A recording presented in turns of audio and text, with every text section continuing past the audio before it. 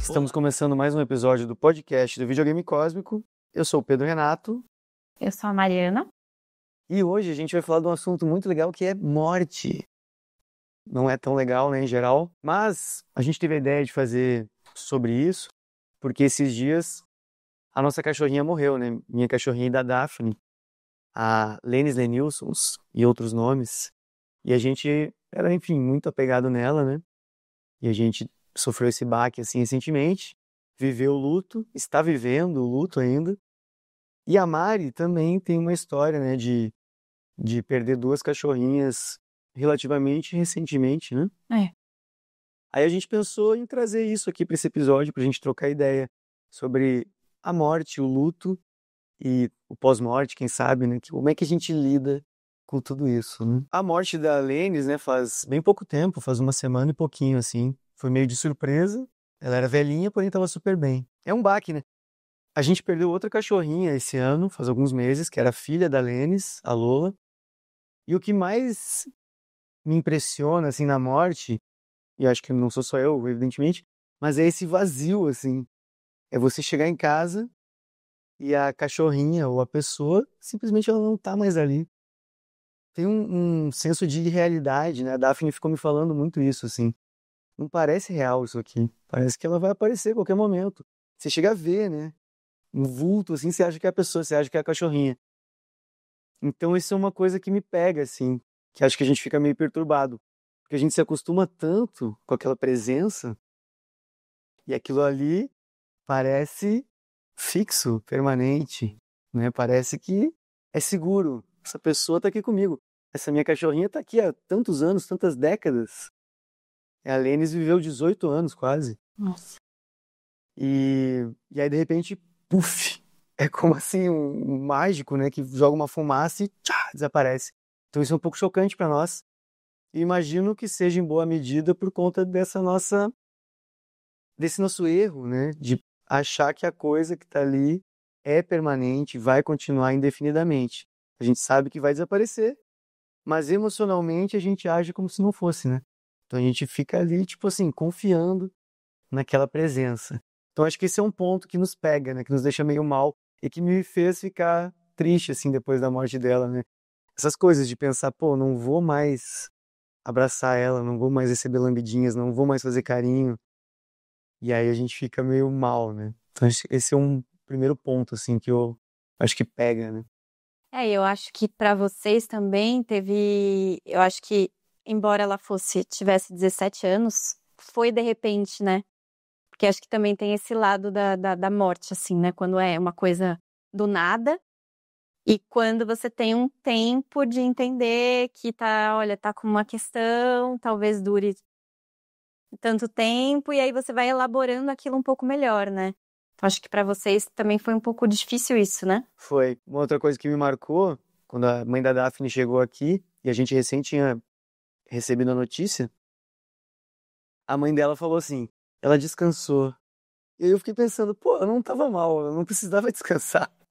Então acho que teve isso, assim, sabe? Que a Daphne também ficou meio assim, pô, ela podia ter vivido mais, ela tava bem. Ela era cardíaca, tomava remedinho, mas tava super bem, enxergando, ativa e tal. Claro, velhinha, né? Um ritmo lento. Mas aí, na hora que a gente recebeu a notícia lá no hospital veterinário, na hora me veio uma coisa boa, assim, porque também você vê a pessoa ou o cachorrinho ou o serzinho definhar também não é legal, né? Para quem tá vendo e pro próprio ser, evidentemente. Não me parece muito interessante. Mas claro, esse lado que você colocou, sim. A gente vai absorvendo aquilo, se preparando, né? Então, nesse aspecto, sim. Mas acho que pesando tudo, talvez seja melhor a pessoa ir num puff, né? Uma coisa assim, sem sofrer muito. Me parece mais interessante, assim. Acho que experiência, assim, que eu já tive de amigos próximos que perderam, né, até parentes, pai, mãe muito próximo, que foi, às vezes, uma morte, assim, repentina. Eu tive uma amiga recentemente que perdeu o pai dormindo, assim. Tava dormindo, e aí foi, né, não lembro exatamente, acho que foi uma parada cardíaca, mas foi isso, não teve esse nível de sofrimento, né. Então, teoricamente, assim, pra gente que tá aqui ainda, parece melhor, assim, né? Parece A gente pensa que a pessoa vai melhor, É, né? Não sei, de alguma forma tem um nível de sofrimento um pouco menor, né? mas o baque é pancada. Porque É. aí é o puff. A pessoa, puff, desapareceu, né? É. E aí pra você lidar com isso, não é muito simples, né? E você, quando perdeu as suas cachorrinhas, você estava em retiro, né? Você estava longe delas. Foi em 2023, né? Eu saí em retiro final de 22, quer dizer, janeiro de 23. Eu tinha 2 cachorras com meu ex-marido. A gente fazia a guarda compartilhada, né? E aí a gente descobriu que ela estava doente no final, quando eu já tinha decidido que eu ia fazer o retiro. Então a gente descobriu um câncer na uretra, então não tinha muito o que fazer, né? Os médicos explicaram pra gente que não tinha muito o que fazer, mas que daria para fazer um tratamento de quimioterapia. Ela fez uma cirurgia antes de eu sair em retiro, e aí eu fui. O meu ex-marido falou, vai. Eu fui com o coração apertado e eu lembro que eu me despedi das 2, assim, meio que sabendo que talvez eu não fosse mais encontrar. E aí eu cheguei no retiro em fevereiro. A Nina, que era essa que estava com câncer, morreu em março, 25 de março. Logo em seguida. Foi bem pouquinho depois. E a Brisa foi 2 meses depois dela. Elas tinham 9 anos, elas não eram tão assim, velhinhas, e eu tava longe. E eu não voltei, né? Porque eu também não acho que eu tinha muito o que fazer. Então, eu vivi esse luto, assim, sem essa parte física, assim, nesse sentido, que nem você falou, né? Sumiu. Elas já não estavam mais ali comigo já há algum tempo, né? Interessante. Então, foi uma vivência, uma experiência um pouco diferente, assim, de você lidar com o luto de uma outra forma, assim, à distância. Me senti péssima por inúmeras vezes, me senti sem coração, insensível, culpada por não ter voltado, mas eu não tinha o que fazer, né? E acho que no fim das contas, o retiro foi o melhor lugar para ter vivido isso, assim, né? De alguma forma. Claro. E aí não teve também o aspecto de você conversar, por exemplo, com o seu ex-marido sobre elas. Acho que tem esse aspecto do luto, né? Eu e a Daphne ficamos vendo as fotinhos e relembrando, que acho que faz parte dessa cerimônia, desse cerimonial, né? Desses rituais, assim, do luto. Então, realmente, seu luto foi, assim, completamente diferente. Não ter tido um ritual de fechamento, isso eu acho que foi ruim um pouco. Porque eu acho que não ter tido esse ritual, né, de você ir no local, enfim, cremar, enterrar, e aí cada pessoa faz de um jeito. Foi ruim, assim, porque dá uma sensação estranha. Sim. Porém, faz sentido, né? Que tenha sido um bom lugar para você viver o luto, porque você estava lá, né? Olhando para sua própria mente, então você teve Sim. condições de trabalhar o seu karma ali, né? É. Mas realmente o ritual foi interessante. Eu não queria fazer com a Lênis, porque é caro, basicamente. Mas a Daphne insistiu, falou que ia ser importante para ela, e depois eu agradeci a Daphne, porque realmente foi super importante, inclusive para mim também. Então a gente foi lá numa capelinha, num crematório de pets, e a gente fez os mantras, sabe? E com o corpinho dela lá, foi super bom, assim. Então, ritual interessante. Mas é isso, essas coisas a gente não escolhe também, né? Você recente ido pra lá e com certeza você tomou a decisão correta. Apesar da culpa, que também, obviamente, vai surgir. Mas acho que é isso, né? Não tinha muito o que fazer e você já tava lá, embalou. Na hora, quando a Nina, a Brisa, né, que foi 2 meses depois, foi um susto mesmo, né? O Caio não estava esperando, meu ex-marido. E aí, a Nina, ele conseguiu me ligar na hora. Ele me avisou, né? Ele falou, ó, vou te ligar na hora, um pouco antes, porque precisou fazer eutanásia, né? E aí, ele me ligou e eu tava no templo lá. Ele me ligou, assim. Aí eu consegui ainda fazer uma prece, assim, à distância. Vi ela pelo vídeo, né? E vi, né? Conversei um pouco com ele rapidinho, assim. Tava acabado, né? Tava super mal. Mas ela tava bem. Ela não tava... Agonizando. Ela não tava com um aspecto ruim, assim, né? Ela não tava agonizando. Então, acho que deu ao mesmo tempo que deu uma agonia por ela estar bem, e eu pensar como você pensou, nossa, ela estava bem, talvez pudesse ter vivido mais, deu esse alívio por ela estar bem também. Então não foi Ela não estava em sofrimento, né? Bom, aí esses momentos, assim, eles são bem especiais, né? No budismo, eu acho que o momento que a gente perde alguém é considerado um momento bom pra gente olhar, né? Pra gente olhar pra vida, assim, de um jeito diferente. Porque a gente vai vivendo como se não fosse morrer. Nessa coisa da fixação, de achar que tudo é permanente, de ter um certo medo de olhar pra isso. A gente não quer pensar na nossa morte. A gente quer ir vivendo, aproveitando e vambora. Mas aí quando alguém que a gente ama vai, não tem como não olhar, né? Aí a gente, assim, tá de frente pra parada, que é a morte. O destino final de todo mundo, assim. Então são momentos bons nesse sentido, assim, pra gente olhar pra isso. Eu acho que a gente pode fazer um bom uso, né? Claro que o luto é pancada, né? A gente sente falta, a gente fica triste, a gente fica revoltado, mas dá pra gente aproveitar, né? Pra olhar com mais profundidade pra vida, pra talvez mudar alguma coisa, algumas coisas, né? Na nossa rotina, nas coisas que a gente faz, no que a gente considera importante, né? Então acho que a morte de alguém próximo tem esse poder, né?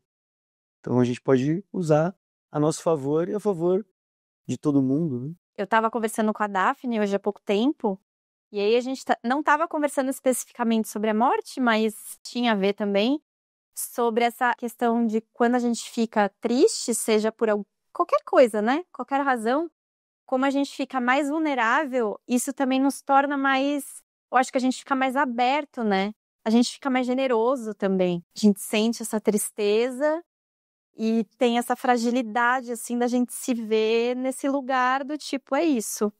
A vida vai ser isso, a gente vai perder mesmo.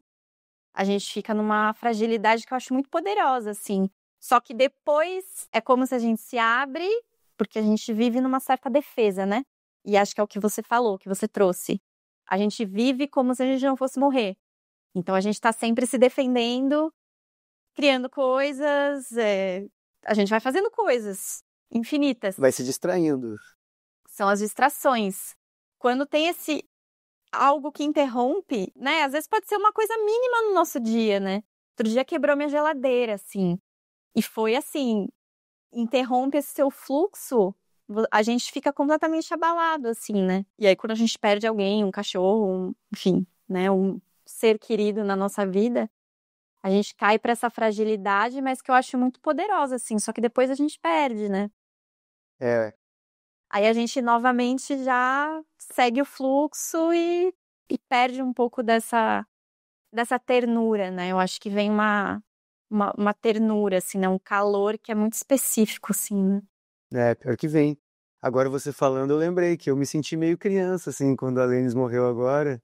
E a gente ficou meio perdido, né? A gente não sabia o que fazer, assim. Tipo, o que fazer? O que eu vou fazer agora? Hoje? Isso perde o sentido, assim, né? Tipo, eu vou sair pra comer, vou assistir alguma coisa. Não tem graça nenhuma. Tudo desmorona mesmo, né? Aí a mãe da Daphne chegou aqui, começou a ajeitar a casa e tal, né? Uma pessoa prática. Eu me senti uma criança, assim. Eu tava ali, tipo, sabe, não sabia o que fazer. Então acho que rolou isso aí que você falou, sabe? Uma coisa de ficar frágil, vulnerável, se sentir assim. E realmente isso pode ser poderoso, né? A gente fica mais terno mesmo, né? A gente fica mais terno com as pessoas que estão vivendo aquilo junto com a gente, mas tem algo assim de, né, quando a gente para assim e lida com isso, né, que eu acho que o difícil é porque aí a gente fica um pouco ansioso para aquilo, preciso tirar essa sensação, né?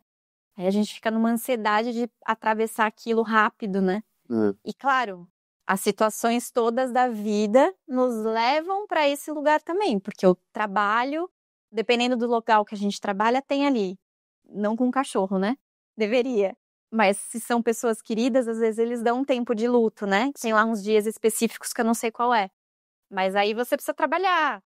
E a vida precisa girar. E tem pessoas que têm filhos. E então você vai vivendo o luto no meio do furacão, né? É. É interessante até porque a Daphne ouviu um episódio de um podcast de uma mina portuguesa, que não lembro se ela é psicóloga, psiquiatra, algo assim.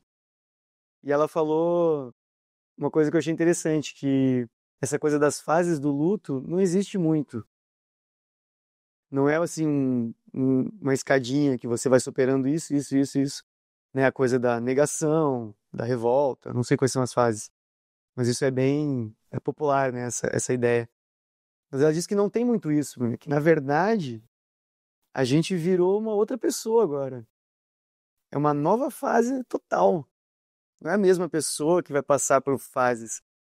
Você agora é outra pessoa. O que está acontecendo o tempo todo, né? A gente está sempre manifestando identidades que vão se transformando. Mas quando alguém próximo morre, a gente tinha uma identidade ou várias identidades em relação com esse ser, né? Que isso tudo, tipo, desaparece. Então a gente fica meio assim, desnorteado, né? Mas eu achei interessante esse jeito de ver. Tipo assim, não vou passar por fases do luto, agora eu vou aprender a ser outra pessoa, outras identidades, né? Na visão budista, o melhor é você aprender a ser a mente livre que manifesta as identidades, e não as identidades. Mas é um jeito que já se aproxima disso, né? Você pensar assim, não, agora é uma nova fase. E aí um outro ponto também, né, que eu fiquei pensando, assim, cada um processa o luto de um jeito. Então eu tenho um jeito meio rápido, assim, de processar, né? Eu fiquei bem mal ali uns 2 dias, chorei bastante, de um jeito que eu nunca choro, assim, sabe? Chorar copiosamente, né, já de saudade dela. A gente era muito grudado, assim, ó, já até me emociono. Mas passou meio rápido, no sentido que assim, eu fui buscando também distrações bem naturalmente, assim, sabe? Então eu ir trabalhar até foi bom, e aí redes sociais, tipo, meio que fui voltando, e eu continuo pensando muito nela e mantrando mentalmente e tal, mas a tristeza meio que passou já, e faz uma semana e pouco. Passou. Volta às vezes bem pouquinho. A Daphne não, já é um processo em outro ritmo. Ela, né, ainda tá bem triste e tal, tá cada dia um pouco melhor. E aí eu fiquei pensando, o que será que é melhor, assim, para Daphne não fazer sentido buscar distrações, por exemplo. E eu também não sei se eu, tipo assim, eu tava meio que fugindo da parada, tipo, vou me distrair aqui porque eu não quero muito olhar. E aí ela também ouviu dessa psicóloga que falou das fases do luto e tal, que talvez é interessante, assim, você mesclar, né? Você, tipo assim, não entrar no buraco e nunca mais sair, você ficar 24 horas sofrendo, lembrando, chorando. Mas talvez você também se alienar completamente não seja muito interessante, porque você está meio que tentando abafar, né? Botar para baixo do tapete, digamos assim. Então talvez ir mesclando aos pouquinhos, cada um no seu ritmo, né?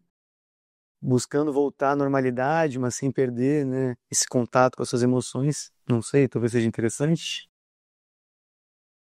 Eu acho interessante isso da psicóloga, assim, eu nunca tinha. Achei legal essa parte de não ter as fases, né? Eu acho que é uma coisa um pouco difícil da gente medir, né? O luto, assim, não tem muito como a gente entender o que acontece, porque realmente cada pessoa é de um jeito. Eu comentei com ela também, assim, que às vezes quando eu passo por uma situação, assim, que eu fico muito triste, uma das coisas que eu faço às vezes é eu quero assistir um filme triste, que eu sei que eu vou chorar, para desaguar aquilo ali. Então tem um lado meu que vai um pouco para esse lugar do Mergulho. eu vou mergulhar. Mas, ao mesmo tempo, não tem como a gente ficar só nisso também, porque a própria rotina, você falou, né, que a mãe da Daphne chegou aqui para organizar. Então, eu também tenho um lado que eu começo a arrumar coisa. Como tá muito bagunçado por dentro, a gente começa a arrumar fora. Aí eu começo a arrumar casa. Tudo isso acho que vai fazendo parte de um processo, né?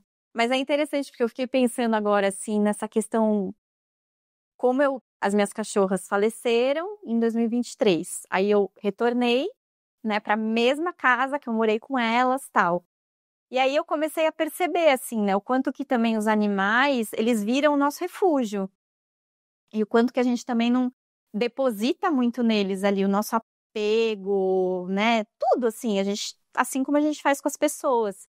Então foi interessante também não estar com elas assim. Eu acho que como a gente tem esse lado, eu pelo menos tenho esse lado do cuidado muito forte, então foi interessante eu não ter 2 cachorros para eu cuidar, para eu ficar ali. O que pode acontecer na hora da morte é bater o ceticismo. E aí é um pouco desesperador. A Daphne entrou um pouco, assim, nessa dúvida. Será que continua mesmo? Será que a consciência continua? Será que a neném continuou?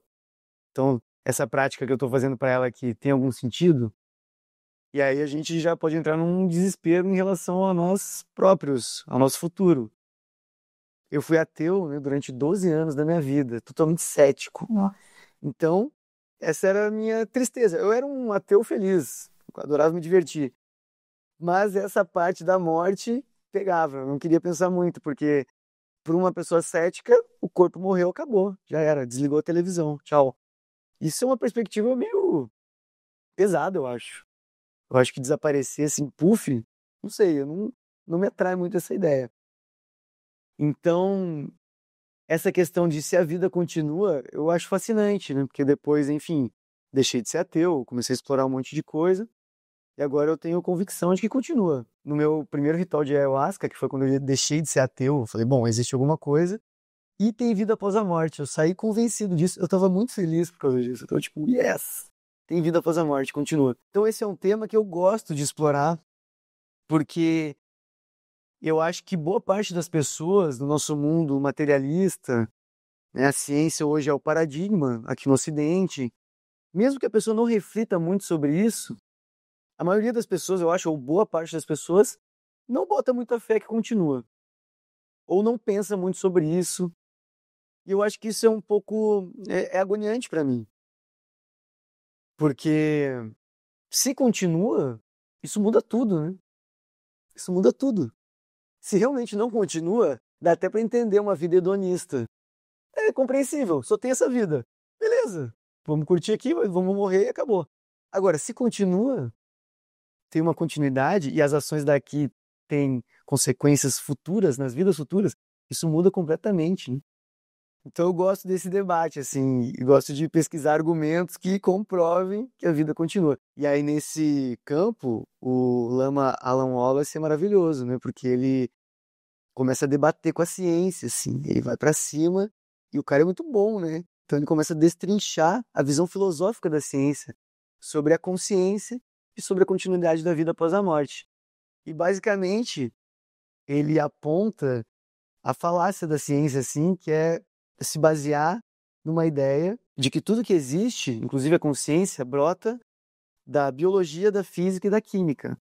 Então, as coisas que a gente pode medir com os instrumentos científicos, né, os aspectos físicos, químicos, biológicos da realidade, eles vão se juntando, as moléculas, etc., e aí brota seres complexos e a consciência. E quando essa máquina biológica morre, a consciência também apaga junto. Mas essa é uma afirmação da ciência que não tem comprovação.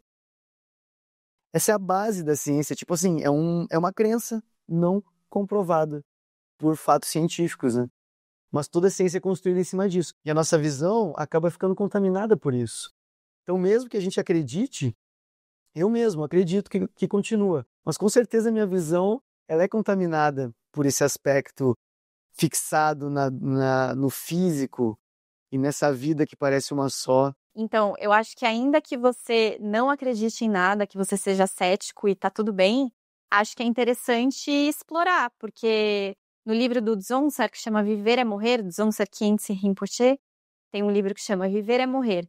Ele fala assim, a única certeza que a gente tem, e isso é a mais pura verdade, é de que vamos morrer.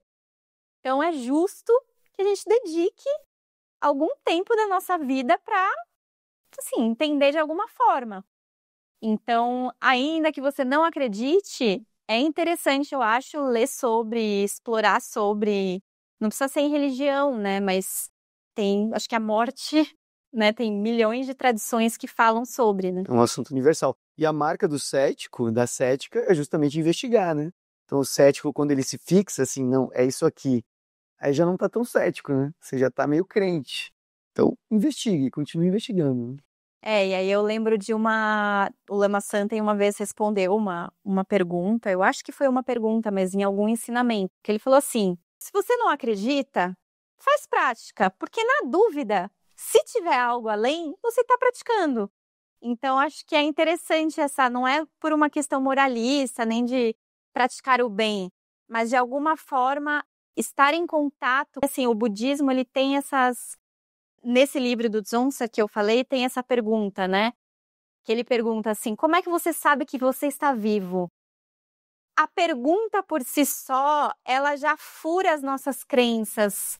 Porque realmente, né, você para e você fala, nossa, e aí ele fala, né, a gente se belisca, a gente casa, a gente vai criando coisas para provar que a gente existe, mas qual que é a prova mesmo de que você está vivo? Então, o próprio fato da gente manter essas perguntas, eu acho que já é interessante. Ela já vai levando a gente para outros lugares além de uma crença em uma coisa só, né? Eu acho. Com certeza.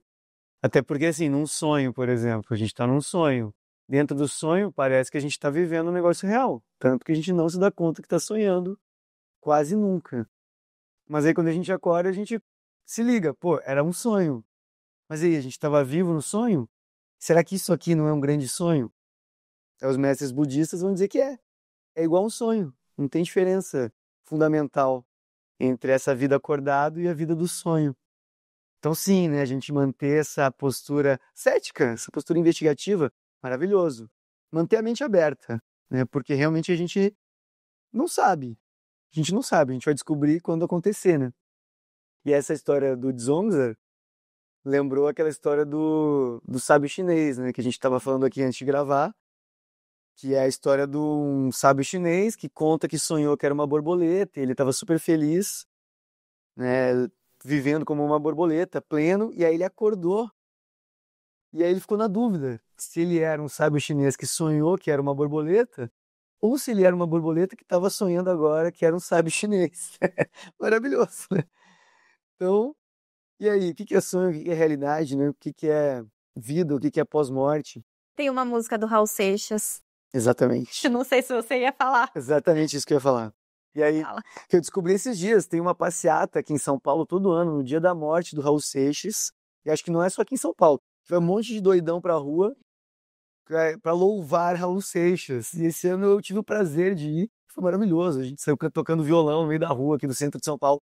E aí depois ficou tocando violão na Praça da Sé lá. E aí cantaram essa música. Eu falei, caramba, o Raul é maravilhoso, né? Mas enfim, essa é a parada, assim, a gente se ligar que, meu, esse senso de realidade que a gente tem, porque, sei lá, a gente toca aqui, parece real, isso não prova nada. Porque no sonho também parece. No sonho a gente ouve coisas, vê coisas, toca nas coisas. Aí quando acorda, puf, desapareceu. Então isso aqui não prova que isso aqui é mais real do que qualquer outra coisa, né? Bom, e aí esse assunto da morte também me fascina porque, enfim, a gente tem essas experiências de morte que a gente vê, e seja uma morte prolongada, no sentido, né, de a pessoa ficar bem mal, o serzinho ficar bem mal, ou uma morte repentina, mas sempre tem dor envolvida, né, da pessoa tá morrendo, quase sempre vai ter dor. Em geral tem envelhecimento, tem a doença. E as pessoas que convivem, que perdem também ficam super mal. Se a pessoa vai definhando, se a pessoa vai de repente, todo mundo fica mal. Então será que tem como a gente lidar melhor com isso? Isso é um bom ponto, né? E aí o budismo ele vai olhar muito para isso, assim. Eu acho isso muito incrível do budismo. Inclusive, o budismo tem uma má fama em muitos círculos por causa disso. Parece muito negativo, né? O Buda fala muito de morte, a gente vai morrer, é tudo impermanente, é tudo sofrido. Aí parece uma coisa assim, tipo, pô, baixo astral, né, Buda? Pô. Mas na verdade, o ponto é exatamente você superar essa parada toda. Essa foi a motivação do Buda, né? Tipo, vou superar o envelhecimento, a doença e a morte. É isso que eu vou fazer. Então, a gente olhar para isso, se preparar para isso, fazer prática, estudar como é que é essa passagem. Tem várias descrições assim muito detalhadas, né, de como é que é a passagem, o que que acontece com os elementos, terra, água, fogo, ar, né, como tudo vai se dissolvendo. E o que que acontece depois também. A gente tem o famoso livro tibetano dos mortos, né, que vai descrevendo a jornada no pós-morte, vai dando instruções. Então isso é muito incrível assim da gente estudar, né? A gente até comentou aqui já, eu acho, mas tem pessoas que foram e voltaram, né? Então a Mari indicou pra gente o livro Delog, que é da Dawa Droma, uma mestra budista tibetana lá do século XX, que ela fez uma prática de meditação super arriscada, assim, ficou sem comer por 5 dias, né? Toda uma ritualística lá tal. E a consciência dela foi visitar outros reinos, reinos puros, né, reinos búdicos e reinos infernais, assim, né, que os seres estão em muito sofrimento. Então ela foi voltou e começou a descrever tudo e começou a trazer recados de pessoas que tinham morrido lá do Tibete para os parentes e falando assim, tipo, ó, tem umas moedas enterradas lá não sei aonde. E aí ela foi ganhando um respeito total lá da população, porque ela realmente trouxe informações que ela não teria como saber. E, e tem outros casos, né? Delog é o nome que se dá para essas pessoas, né, que fazem essa jornada e voltam. E tem outros casos. Tem um cara mais recente, que também é um praticante budista, que teve uma experiência de quase morte, deu um rolê desses e voltou, deu um rolezinho, e aí ele fez um livro maravilhoso, que é o Guia Turístico dos Infernos, tá ali, inclusive. Nossa. É, então tem outros casos, assim, que as pessoas vão e voltam e descrevem. A gente vai ter os espíritas também. Sim. Os espíritas têm descrições muito detalhadas, né, de um ambiente pós-morte, que muita gente compartilha dessas experiências. Tem a galera que faz viagem astral. Então, assim, tem muita gente falando aí, outras tradições também vão falar, que você vai e você continua, né? Tem gente que vai, vê e volta, mas o ponto que continua é meio que assim, universal nas tradições espirituais. Mesmo a católica, né? Você vai pro paraíso ou pro inferno, mas você vai para algum lugar, continua. E aí a gente vai ter as experiências de quase morte também da ciência, que são bem impressionantes, né? Pessoas que o corpo tem ali uma parada cardíaca, que a pessoa tá tipo assim morta, mas aí a consciência dela sai do corpo e depois ela volta, né? A pessoa revive e aí descreve o que aconteceu minuciosamente, ou seja, ela separou do corpo e viu mesmo, né? Uhum. Tem algo além do corpo. Então isso é bem descrito, assim. Até acabei de comprar um livro, não li ainda, mas tem vários episódios descritos, assim, pelos cientistas, né? E tem um cara, que o Alan Wallace fala dele também, que é um Ian Svensson, não sei se estou falando certo o nome do cara, que é um cientista americano, que estudou muito a questão da reencarnação. Ele começou a estudar as crianças que alegavam lembrar das vidas passadas. Uhum. E aí ele começa a estudar, assim, e fazer um levantamento minucioso e bater com as informações que elas traziam, se existiu realmente aquela pessoa e tal.